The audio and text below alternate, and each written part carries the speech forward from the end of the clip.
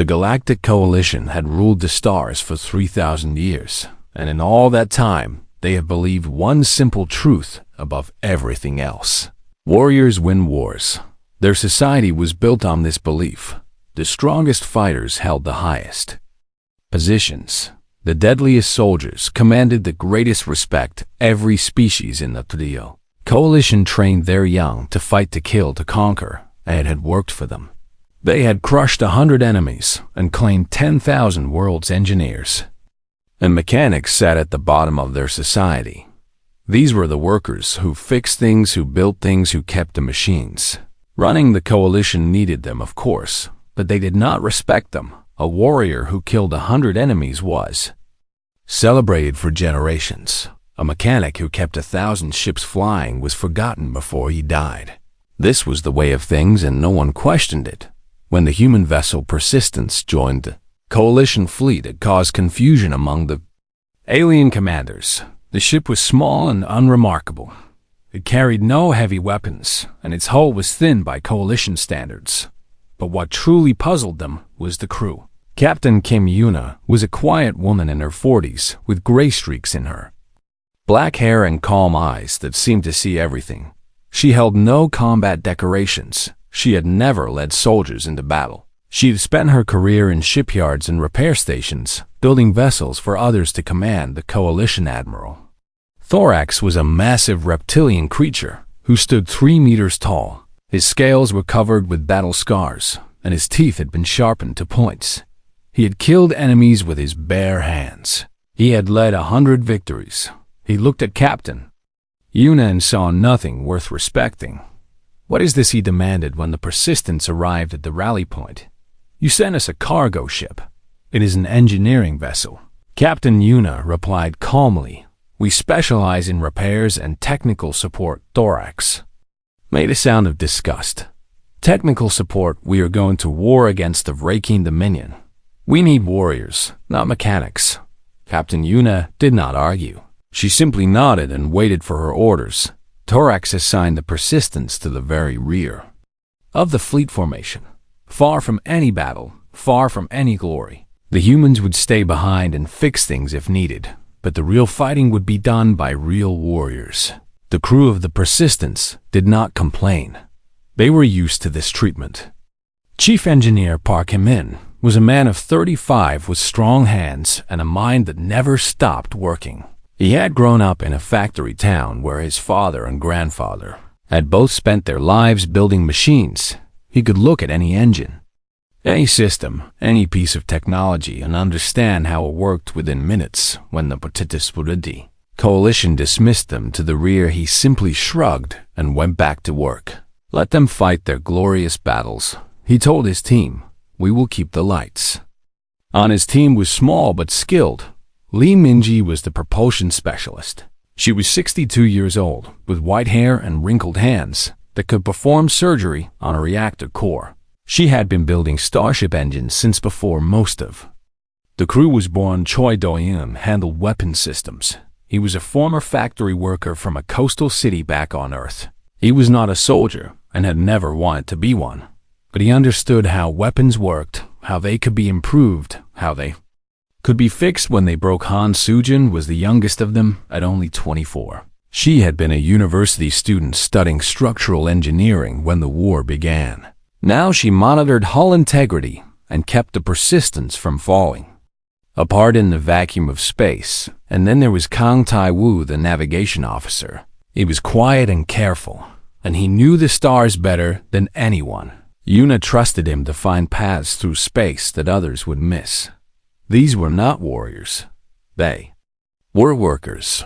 They were builders and fixers and problem solvers. The coalition looked at them and saw nothing. The fleet gathered at the border of Vrakian space. 200 warships from a dozen different species, all of them armed to the teeth, all of them crewed by hardened soldiers who had trained their entire lives for this moment. The Vrakian Dominion had been a threat for decades. They attacked shipping lanes. They raided colonies. They killed without mercy.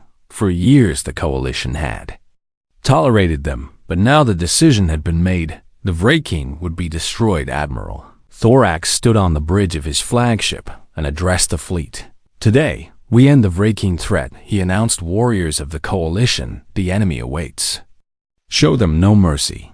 Give them no quarter. Fight with honor, and we will be victorious." The warriors cheered. Their blood was hot with the promise of battle. They had trained for this. They had dreamed of this.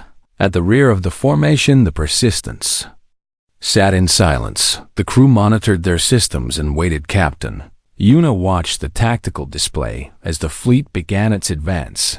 She saw 200 ships moving as one, a massive wall of firepower and aggression. The Coalition had never lost a war. They did not expect to lose this one. Hemin appeared at her side.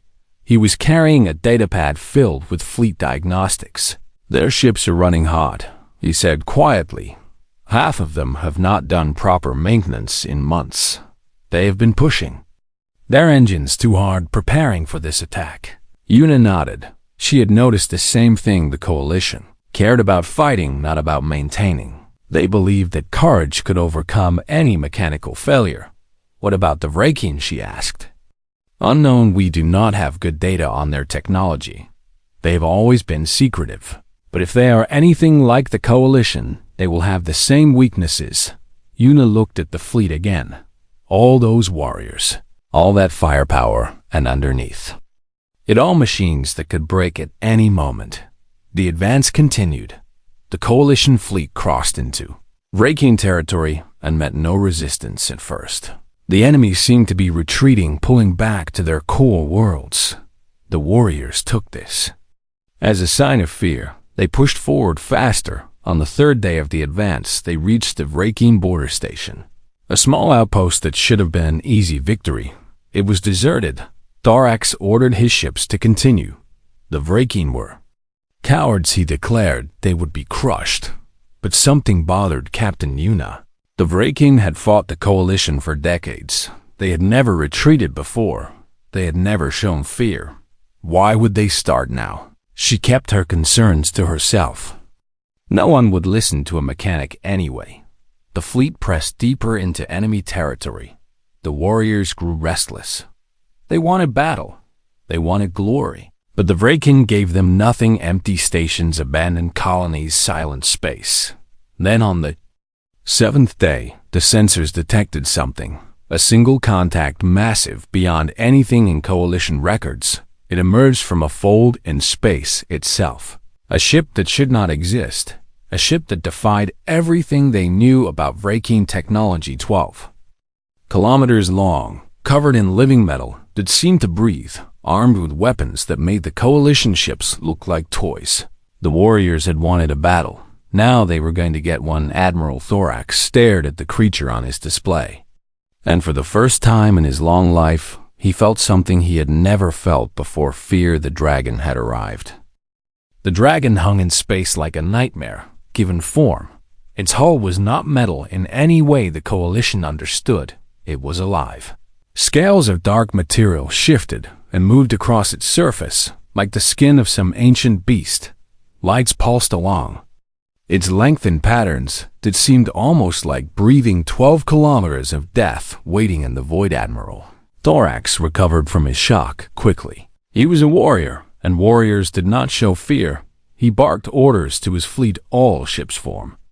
Attack formation. Target that thing and destroy it.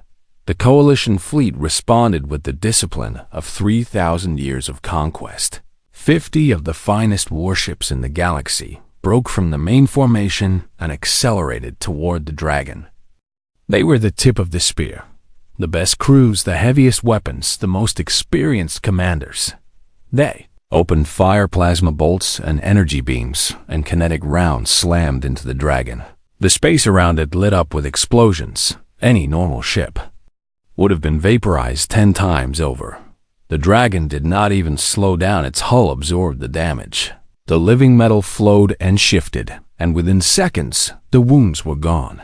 The dragon had healed itself. Then it fired back. The weapons were unlike anything the Coalition had seen before. They did not shoot energy or projectiles. They bent space itself.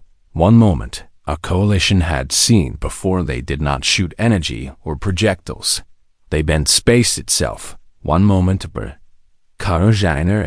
coalition warship was intact, and the next moment it was folded in on itself, crushed into a ball of twisted metal no larger than a ground vehicle. 17 ships died in the first minute. Thorax screamed for more ships to join the attack.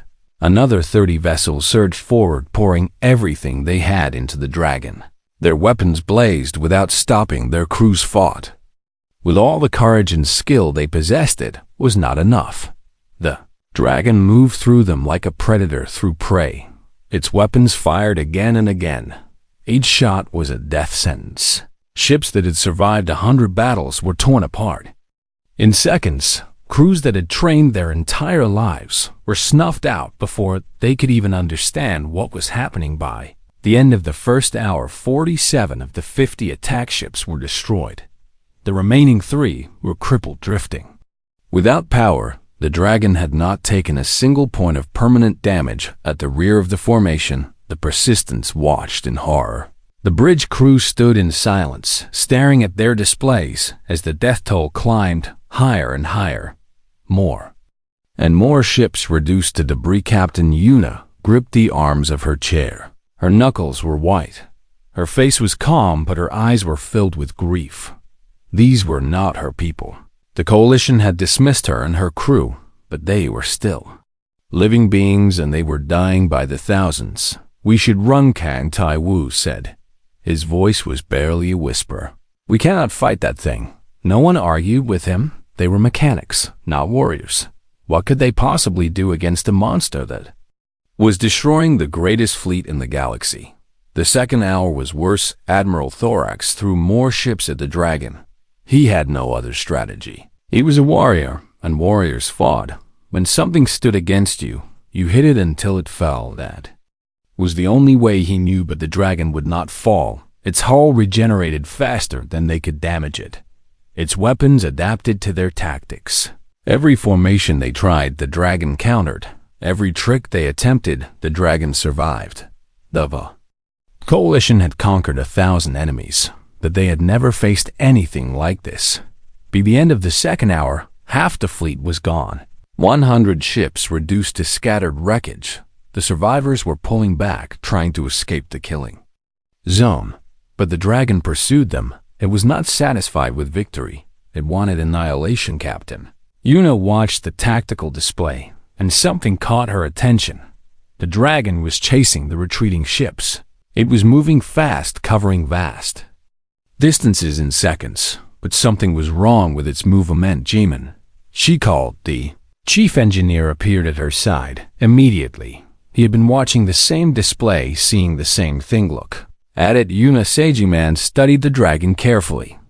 His engineer mind processed what he was seeing. The massive ship was pursuing the coalition fleet, but its movements were not smooth. They were jerky and uncoordinated. One of its weapon arrays fired at empty space, hitting nothing. Another section of its hull flickered strangely, shifting between solid and transparent. "That is not battle damage," Hammond said slowly. "No." Yuna agreed. "It is not." Jimin pulled up more detailed scans. His fingers flew across the controls as he gathered every piece of data. The persistent sensors could collect temperature readings, energy signatures, power fluctuations. The picture that emerged was fascinating. The dragon was overheating. Its regeneration system was consuming enormous amounts of power every time it healed. Its hull, it drew energy from its central core, and that core was running far beyond safe limits. The Vrakian had built an incredible weapon, but they had pushed it too hard. "It is burning itself out," Namin said. "There is something wrong with its power systems. The regeneration is overwhelming the cooling capacity." "How long?" Yuna asked, unknown. "Maybe hours, maybe days. But it will fail eventually." They looked at each other. The same thought passed between them. Eventually was not good enough. The fleet would be destroyed long before the dragon broke down on its own. Admiral Thorax's voice came over the fleet communication channel. "All ships continue retreat. The dragon cannot be stopped. Fall back to coalition space. We will regroup and find another way." Yuna Muted the channel, she looked at her crew, these mechanics, these engineers, these workers who had been dismissed and ignored and sent to the rear because they were not warriors. Can you stop it? She asked. Jimin was quiet for a long moment. His mind was racing through possibilities, analyzing systems, calculating risks. He thought about the dragon and its regeneration. He thought about power cores and cooling systems. He thought about what happened when machines were pushed beyond their limits. Yes, he finally said, I think we can. Yuna nodded. She turned to Taiwu, set a course for the dragon. The navigation officers stared at her. What, you heard me? We are going in, Captain Taiwu stammered. That thing has killed 100 ships. We are mechanics. We cannot fight it, no. Yuna agreed. We cannot fight it, but we can fix it. Fix it? Sujin asked, confused. Yuna smiled. It was not a happy smile. It was the smile of someone who had made a decision and would not turn back. Fix it, she repeated, so that it breaks. The persistence. Engines powered up. The small human ship turned away from the retreating fleet and accelerated toward the dragon, toward the monster that had killed thousands, toward the impossible. The plan was simple in concept and insane in execution. The dragon was killing itself. Its regeneration system was consuming power faster than the core could provide. Eventually, the whole thing would collapse, but eventually meant hours or days, and the coalition fleet would be dust long before then, so they would speed up the process. Jimin explained it to the crew in the small meeting room at the heart of the persistence. His diagrams covered the walls, showing the internal structure of the dragon as best they could map it from sensor data. The power core is here, he said, pointing to the center of the massive ship. It feeds everything. The weapons, the propulsion, the regeneration, all of it. The regeneration is the problem, Minji added. She had been studying the data alongside Himin, and her experienced eyes had caught details others might miss. Every time that thing heals its hull, it draws from the core. But the power is not cycling back. It is a one-way flow. Jimin nodded. Exactly. The Raking built this weapon to be unstoppable, but they made a mistake. The regeneration has no limits. It will keep healing and keep drawing power until there is nothing left. So what, though? Yoon asked. His arm was still sore from where he had strained it. During the fleet battle, he was not a soldier, but he was not afraid either. He had faced dangerous machines before. How do we use that? We get inside. Himin said, we find the connection between the regeneration matrix and the power core, and we create a feedback loop. Sujin understood immediately. Her engineering training filled in the gaps. If we reroute the regeneration power back into the core overheats. Himin finished. The containment fails. The whole thing goes up. Everyone was quiet. For a moment, they all understood what this meant. They would have to board the dragon. They would have to walk into the belly of a monster that had killed 100 warships. They would have to do what the greatest warriors in the galaxy had failed to do. They were not warriors. They were mechanics. Captain Yuna broke the silence. We will need covering fire to get close.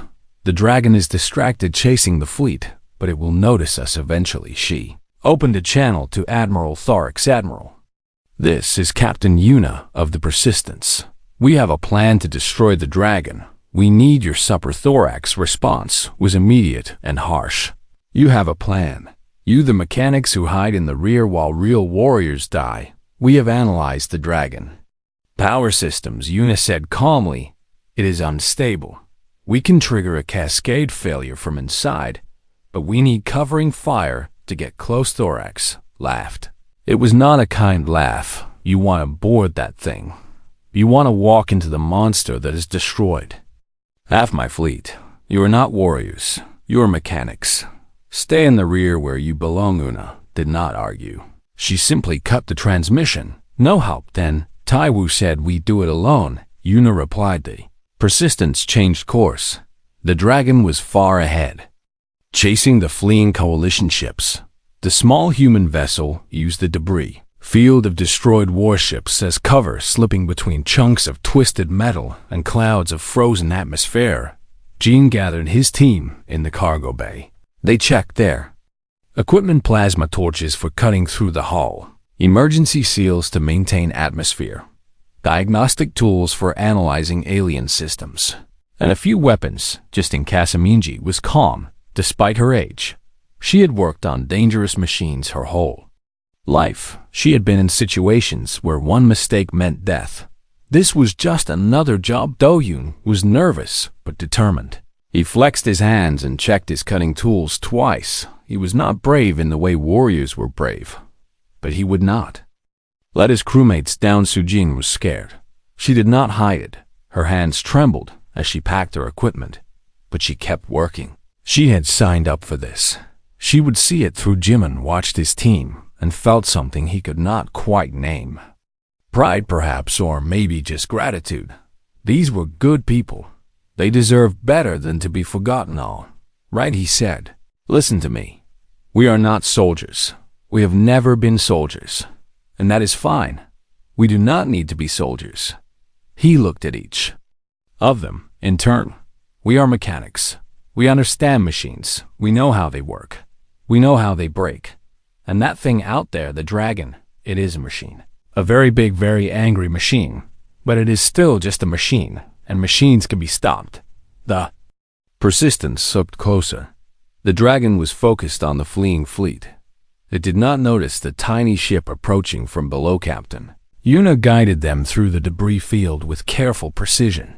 She had spent years navigating shipyards and repair stations. She knew how to move without being seen. She knew how to be patient. The dragon loomed larger on their displays. Its living hull pulsed with that strange light. Its weapons fired in the distance, killing more coalition ships. But up close, they could see what the fleet could not. The cracks, small fissures in the living metal, places where the regeneration was failing to keep up. Sections that flickered and sparked with uncontrolled energy. The dragon was powerful, but it was also damaged. It was eating itself alive there. Yuna said, pointing to a section of the ventral hull. That is our entry point. The area she indicated was darker than the rest. The regeneration had slowed there. The metal was weaker. Jimin nodded. We can cut through there. The persistence matched velocity with the dragon. They were so small compared to the monster that they were practically invisible. A tiny human ship latching onto a creature that could destroy worlds. The cargo bay doors opened. Hymin and his team moved out into the void. Their magnetic boots clamped onto the dragon hull. They could feel it moving beneath them. Living metal that shifted in breath. This is impossible. Sujin whispered. No. Hymin replied, it is just engineering. Minji ignited her plasma torch. The cutting began. The living metal resisted. It tried to heal around the wound they were making. But Minji was patient and skilled. She had cut through materials that were supposed to be impossible before she worked the torch. With steady hands carving a hole in the side of the monster, Do-hyun held the emergency seals ready. The moment the breach was complete, he slapped them into place, creating an airlock in the dragon hull. The hole opened. Inside was darkness and heat, and the pulse of alien systems. Jimin looked at his team one more time. These mechanics, these workers, these people that the galaxy had dismissed as worthless. Let us go break something, he said. They climbed inside the dragon. The interior of the dragon was nothing like any ship they had ever seen. The walls were not walls. They were flesh and metal fused together in ways that should have been impossible organic. Cables ran along the ceiling, pulsing with bioluminescent light that cast everything in shades of blue and green. The heat was unbearable. Jimin checked his suit temperature. It was already climbing toward dangerous levels. The dragon internal systems were running hot, pushing energy through every part of its massive body. 40 minutes, he announced. His voice was steady despite the fear coiling in his stomach. 40 minutes until the power core goes critical on its own. We need to make it happen faster. Team moved forward. Minji led the way, her experienced I scanned every surface, every junction, every conduit. She had spent 60 years learning how machines worked, and even this alien nightmare followed certain rules. Power flowed from source to destination. Heat needed to be managed, connections had to be maintained. This way, she said, pointing down a corridor that pulsed with brighter light. More power flowing here. This leads toward the core. They walked through the dragon like surgeons through a body. Every step revealed new horrors, new wonders. The Vraken had created something incredible. A ship that was also a creature, a weapon that could heal itself. A monster that had nearly destroyed the greatest fleet in the galaxy. But they had also made mistakes. Jimin saw them everywhere, cooling conduits that had burst under pressure, power relays that sparked and failed, junction boxes that overheated and melted. The dragon was powerful, but it was also breaking down. Its creators had pushed it too hard, demanded too much from systems that were never designed for this level of strain. They are like the coalition, Sujin said quietly. She was studying a failed power relay with the eye of a structural engineer. They built for strength, not for main Mansajin, nodded. Warriors always do. They want power. They want speed.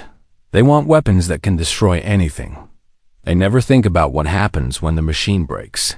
25 minutes remaining. They pressed deeper.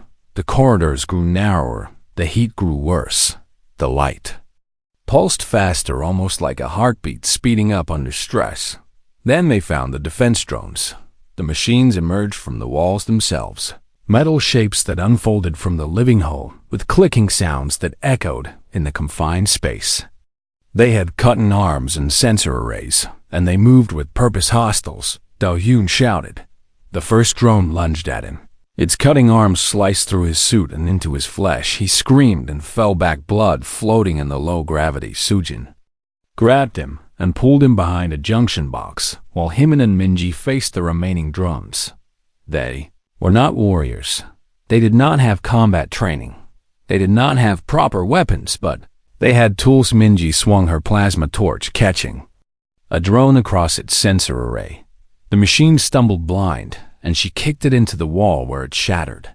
Hymin used his diagnostic scanner to find the drones. Power connections, then jammed a metal probe into the exposed circuits. 2 more drones went down, sparking and twitching. More were coming. Go. Hymin shouted, "I will hold them." Minji hesitated for only a moment. Then she grabbed Sujin and Do-hyun, and Ranjimin faced the drones alone. He was not brave. He was not a hero. He was just a mechanic who understood that machines had weaknesses. He dodged and ducked and used every tool he had to disable the attackers. One by one they fell, but more kept coming. Finally, there was a gap. He turned and ran. The core chamber was ahead. He could feel it. The heat was overwhelming now. His suit alarms were screaming. His skin was burning, but he kept moving. He found his team at the entrance to the core. Minji was already working.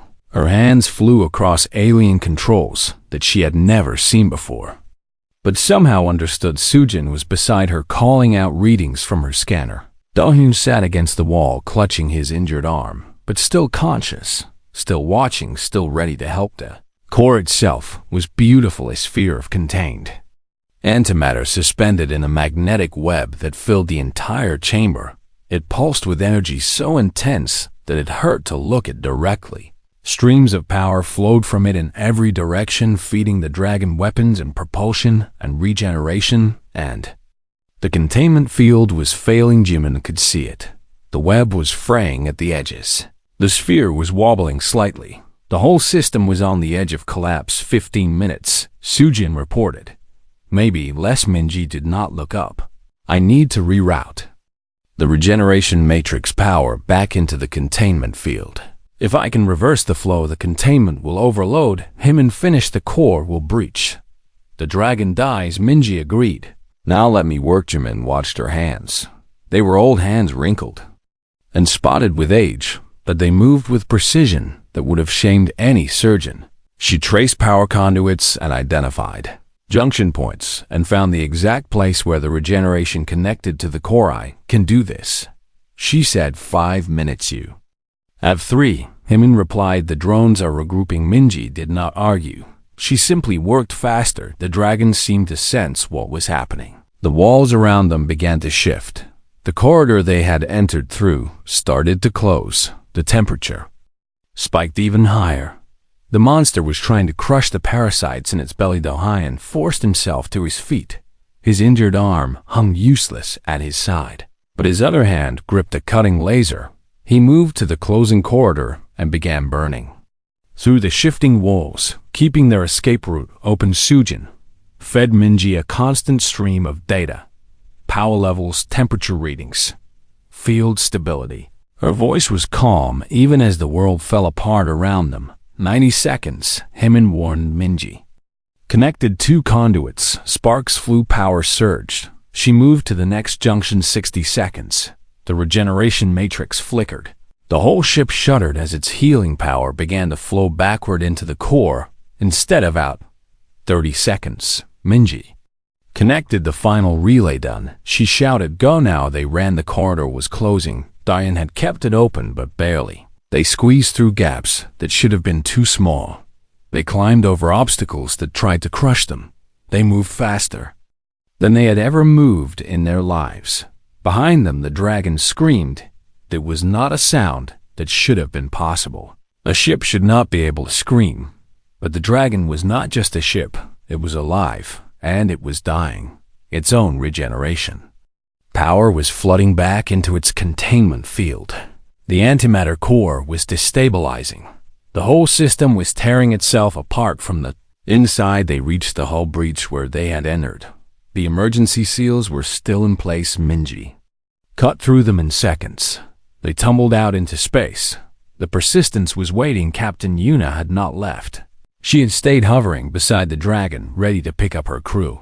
The moment they were clear, she gunned the engines. The small human ship accelerated away from the dying monster, and the dragon exploded. 12 kilometers of living metal became an expanding sphere of plasma and debris. The blast wave caught the Persistence and threw it spinning through space. Systems failed, alarms screamed. The crew was tossed around like toys, but they survived. When the light faded and the debris cleared, the dragon was gone. Nothing remained but dust. Silence fell over the fleet communication channels. For a long moment, no one spoke. The surviving coalition ships had stopped their retreat. They hung in space, staring at the place where the dragon had been, staring at the expanding cloud of debris. That was all that remained of the monster that had killed half their fleet. Then the voices started. "What happened?" someone asked. "The dragon. It is gone." "How is this possible?" Admiral Thorax stood on the bridge of his flagship. His scales had gone pale. His claws gripped the command console so hard that the metal was bending. He had been a warrior his entire life. He had faced enemies that would have made lesser beings flee. He had never doubted himself until now. He had watched the dragon destroy his fleet. He had ordered retreat because there was nothing else he could do. His warriors, his brave, skilled, deadly warriors, had thrown everything they had at the monster and failed. And then a small ship crewed by mechanics had done what they could. Not the communication officer spoke. "Admiral, we are receiving a signal from the human vessel." "Persistence. Put it through," Thorax said. His voice was quiet. Captain Yuna appeared on the screen. She looked exhausted. Her uniform was stained with sweat and smoke. Her eyes were red from strain. But she was alive, and she was calm. "Admiral," she said, "dragon is destroyed. We are returning to the fleet." Thorax stared at her. How Yuna smiled slightly. "We fixed it." "Fixed it? What does that mean?" "We identified a flaw in its power systems. The regeneration matrix was drawing too much from the core, and there was no feedback regulation. We created a loop that redirected the regeneration power back into the containment field. The resulting overload caused the core to breach." She said it like it was simple, like it was obvious, like anyone could have done it. Thorax did not understand half of what she had said, but he understood enough. The humans had seen something his warriors had missed. They had found a weakness that no amount of firepower could have exploited, and they had used it to destroy a god. The Admiral was quiet for a long time. His warriors watched him waiting. They had never seen him like this, lost, uncertain. Finally he spoke. "Captain Yuna, please join me on my flagship." We need to talk." The Persistence docked with the Coalition command ship an hour later. The human crew emerged into a corridor filled with alien warriors. Massive reptilian soldiers stood shoulder to shoulder, watching the small group of humans with expressions that ranged from curiosity to disbelief. Jimin walked at the front. He was still wearing his damaged suit. His hands were burned from the heat inside the dragon. His body ached in places he did not know could ache, but he walked with his head high. Behind him came Minji, the grandmother who had spent her life building engines and had just killed a monster. Dohyun, with his arm wrapped in emergency bandages, still on his feet, still moving. Sujin, pale and shaking but alive, and Captain Yuna, steady as always. Admiral Thorax met them in the command center. He towered over the humans, his scarred scales and sharpened teeth making him look like a predator facing prey, but his eyes held something new. "You destroyed the dragon," he said. "Yes, Captain," Yuna replied. The admiral shook his head slowly. "I sent 50 warships against that thing. The best crews in my fleet. The finest warriors the Coalition has produced. They died by the thousands, and you 4 mechanics, you did what they could not." Jimin stepped forward. He was not afraid. The admiral was big and dangerous, but Jimin had just walked through the belly of a dying monster. A single alien warrior did not frighten him anymore. "We understood it," he said, simply understood. The dragon was a machine, a very big and very complicated machine, but still a machine. And machines have rules. They have systems. They have weaknesses. Your warriors attacked it with force. They tried to overwhelm it with firepower, but you cannot defeat a machine by hitting it harder. You defeat a machine by understanding how it works, and then you break it. Thorax stared at him. The concept was so foreign to everything the admiral knew that he struggled to process it. The Coalition had conquered 1,000 enemies through strength, through courage, through the willingness to fight and die. Why would they need to understand anything? But the evidence was floating in space around them. 100 destroyed warships, thousands of dead warriors, and one monster killed by 4 mechanics with cutting tools and engineering. "Knowledge." "You are right," Thorax finally admitted. The words seemed to cause him physical pain. "We trusted warriors.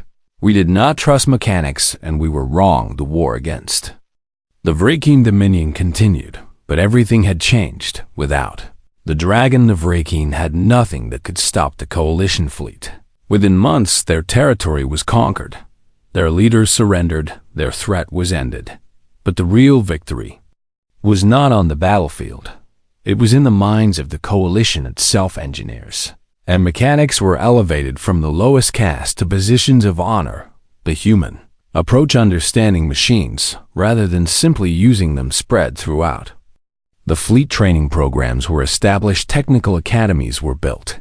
Warriors learned to work alongside engineers instead of dismissing them. Admiral Thorax personally requested that the Persistence crew train his officers in technical analysis. He wanted his warriors to see machines the way humans saw them, to understand weaknesses and vulnerabilities, to think before they simply attacked. At the victory celebration held on the Coalition homeworld, the admiral approached Hemin with a ceremonial blade. It was the highest honor a warrior could bestow. The blade had been passed down through generations of Thorax family.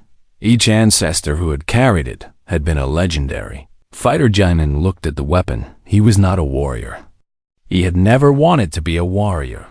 The blade felt strange in his hands, too heavy and too sharp. "You are not warriors," Thorax said. The words were not an insult. They were an acknowledgement. Jin accepted the blade. He held it carefully, respectfully. But he knew he would never use it to fight. He would probably hang it on a wall somewhere and forget about it. "No, we are not warriors," he agreed. "We are better. We are the people who keep the warriors alive." Thorax made a sound that might have been a laugh. It was hard to tell with his species, but his eyes held something that looked like respect across the Coalition. A new saying spread. It started among the engineering crews and the repair teams, the workers who kept the ships flying and the weapons firing, the people who had always been overlooked. Soon even the warriors were repeating it. Trust your warriors to fight the battle. Trust your mechanics to win the war on. The Persistence life returned to normal. Minji went back to her engines. She had more respect, now more resources, but she still spent her days the same way. She always had elbow deep in machinery, solving problems that no one else could solve. She was 62 years old, and she had helped kill a god, but she was still just an engineer who loved her work. Dohyun arm healed eventually. The scar remained a reminder of what he had done. He never became a warrior. He never wanted to, but he walked a little taller now. He had proven something to himself and to the Galaxy Sujin. Returned to her studies. She was still young, still learning, but she had a new confidence now. She had faced the impossible and survived. She knew that no engineering problem would ever frighten her again. And Jimin sat in the engine room of the Persistence, surrounded by the hum of machinery. He had a wrench in one hand and a diagnostic scanner in the other. He was doing what he had always done, keeping the ship running, solving problems, finding the weaknesses in machines. He was not a hero. He was not a legend. He was just a mechanic, but sometimes that was enough. The galaxy had learned something important. Warriors could fight battles. They could win through courage and strength and the willingness to die, but mechanics could win wars. They could look at the impossible and find a way to make it break, and in the end, that was what mattered. The dragon had fallen, and the people who felt it were not warriors. They were just workers who understood their tools. Sometimes that was all you needed.